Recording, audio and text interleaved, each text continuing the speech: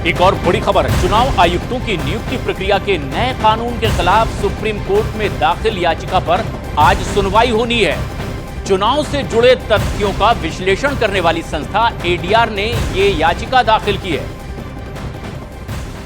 और ज्ञानेश कुमार और सुखबीर सिंह संधू को नया चुनाव आयुक्त चुन लिया गया। पीएम मोदी की अध्यक्षता में हुई बैठक में दोनों के नाम पर मुहर लग चुकी है। कांग्रेस ने हालांकि इस नियुक्ति पर सवाल खड़े किए हैं। अधीर रंजन चौधरी ने कहा कि वो इस प्रक्रिया को मान्यता नहीं देते और राज्यों के साथ केंद्र में विभिन्न पदों पर सुखबीर संधू काम कर चुके थे। चीफ सेक्रेटरी ये रह चुके हैं पंजाब में सीएम के 1988 बैच के केरल कैडर के आईएएस अधिकारी ज्ञानेश कुमार, जिन्हें की आयुक्त बनाया गया है।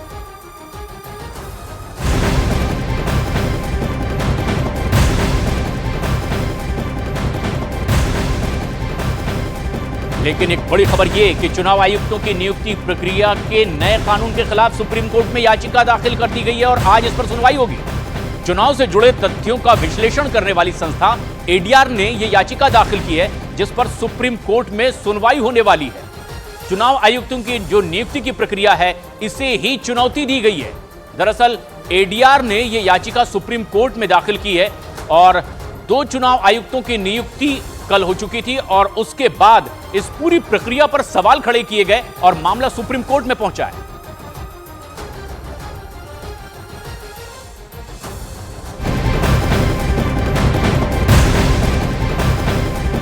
सुप्रीम कोर्ट की सख्ती के बाद अब एसबीआई से मिले डेटा के आधार पर चुनाव आयोग ने चुनावी बॉन्ड से जुड़े आंकड़े सार्वजनिक कर दिए। चुनाव आयोग ने अपनी वेबसाइट पर 2 भागों में डेटा को जारी किया है। पहले भाग में चुनाव आयोग ने जो डेटा जारी किया है, उसमें चुनावी बॉन्ड खरीदने वालों के नाम के साथ साथ रकम का भी जिक्र किया गया है, जो कि 337 पन्नों का है। जबकि दूसरे भाग में राजनीतिक दलों की सूची भी है, जिसमें किस पार्टी को कितने पैसे मिले चुनावी बॉन्ड के जरिए, इसका जिक्र किया गया है।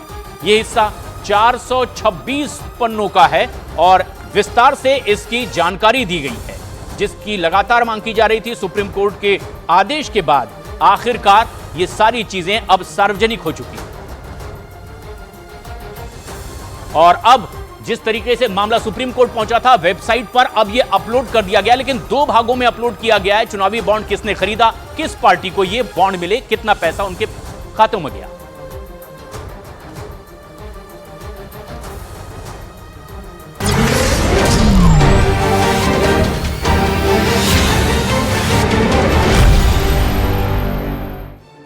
नमस्ते, मैं हूं पंकज भार्गव। सुबह के 8 बजे हैं, आप देख रहे हैं मॉर्निंग प्राइम, खबरों की दुनिया का ऐसा तूफानी बुलेटिन जो आपको देगा हर खबर की इनसाइड स्टोरी, जो आपको दिखाएगा खबरों का सच्चा और सटीक एंगल। इसीलिए जुड़े रहिए न्यूज 18 के साथ, क्योंकि मॉर्निंग प्राइम में हम आपके लिए लेकर आए हैं वो खबरें जो डालती हैं आप पर सीधा असर।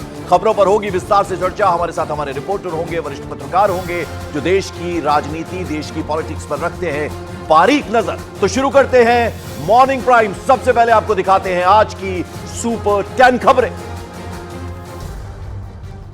सुपर 10 में 10वीं खबर, पूर्व कैबिनेट मंत्री गायत्री प्रजापति के ठिकानों पर एनफोर्समेंट डायरेक्टोरेट की रेड। प्रवर्तन निदेशालय ने गायत्री प्रजापति के छोटे बेटे अनुराग प्रजापति को हिरासत में लिया। 12 घंटे तक चली छापेमारी। सुपर 10 में 9वीं खबर, राजस्थान के सूरतगढ़ से पकड़ा गया पाकिस्तानी खुफिया एजेंसी का जासूस अंगद राज। आर्मी एरिया के बाहर चलाता था कैंटीन। हनी ट्रैप में फंसे अंगद राज पर भारतीय सेना से जुड़ा सीक्रेट डेटा लीक करने का आरोप। सुपर 10 में 8वीं खबर, इलेक्शन कमीशन ऑफ इंडिया ने चुनावी बॉन्ड से जुड़ा डेटा किया सार्वजनिक। सुप्रीम कोर्ट के आदेश के बाद एसबीआई के चुनावी बॉन्ड के डेटा को जारी किया गया। 7वीं खबर, चुनाव आयुक्तों की नियुक्ति प्रक्रिया के नए कानून के खिलाफ सुप्रीम कोर्ट में दाखिल याचिका पर आज सुनवाई। चुनाव से जुड़े तथ्यों का विश्लेषण करने वाली संस्था एडीआर ने दाखिल की है यह याचिका।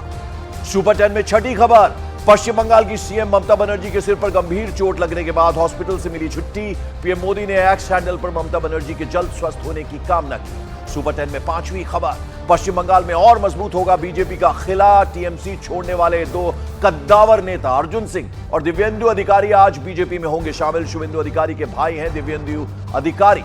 सुपर 10 में 4थी खबर, बिहार में सीट शेयरिंग पर महागठबंधन में छिड़ा संग्राम। आरजेडी की जिद की वजह से अब तक साफ नहीं हुई है तस्वीर। कांग्रेस 15 सीटों पर अड़ी है, आरजेडी 8 से 9 सीटों पर ही करना चाहती है समझौता। सुपर 10 में तीसरी खबर, देश भर में पेट्रोल डीजल के दामों में 2 रुपए की कमी। राजस्थान सरकार ने पेट्रोल डीजल पर 2% वैट कम किया। राज्य में 5 रुपए तक घटे पेट्रोल और डीजल के दाम। सुपर 10 में दूसरी खबर, दक्षिण भारत में पीएम मोदी आज से शुरू करेंगे धुआंधार प्रचार की शुरुआत। 2 दिन में 5 राज्यों का दौरा, कन्याकुमारी से आरंभ होगा दक्षिण विजय अभियान।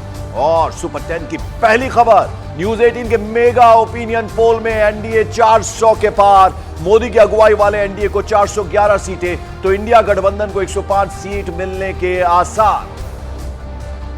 और मॉर्निंग प्राइम में सबसे बड़ी खबर उस न्यूज 18 के मेगा ओपिनियन पोल से जुड़ी हुई है जिसे लोकसभा चुनावों से ठीक पहले किया गया है।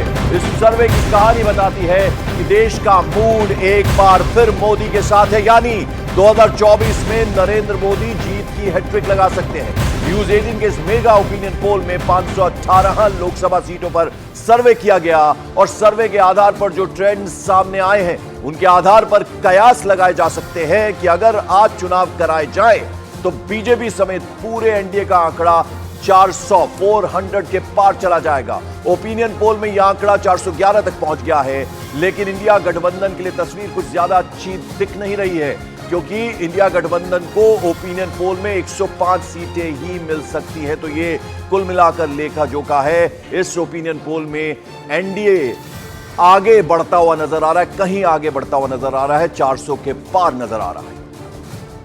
और न्यूज 18 के इस मेगा ओपिनियन पोल ने बीजेपी को एक बार फिर से खुश होने का मौका दिया है, लेकिन विपक्षी खेमा बटा हुआ नजर आ रहा है। सुनिए क्या कहना है बीजेपी का, क्या कहना है एआईएमएम और कांग्रेस का।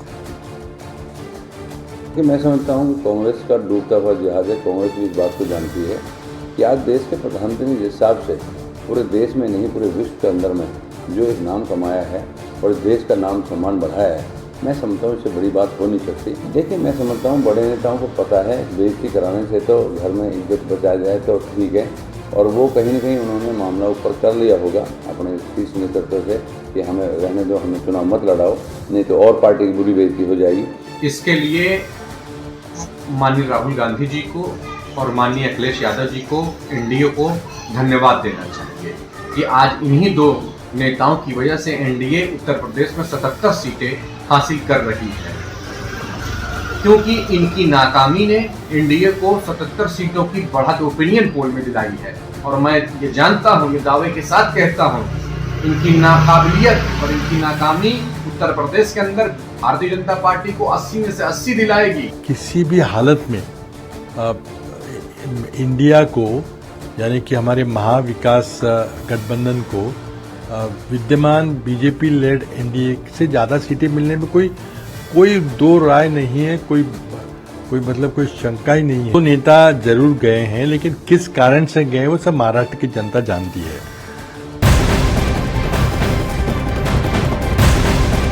और वैसे अगर पार्टियों के हिसाब से देखें तो न्यूज 18 इंडिया के इस ओपिनियन पोल में बीजेपी सबसे बड़ी पार्टी के तौर पर उभरती हुई दिख रही है। बीजेपी अकेले 350 सीटें जीत रही है, जबकि एनडीए की बाकी पार्टियों को 61 सीटें मिलती हुई दिख रही। लेकिन कांग्रेस के लिए अच्छी खबर नहीं है। इस मेगा ओपिनियन पोल में कांग्रेस 50 का आंकड़ा भी छूती नहीं दिख रही है। सर्वे में कांग्रेस को 49 सीटें यानी 49 सीटें मिलने के आसार हैं।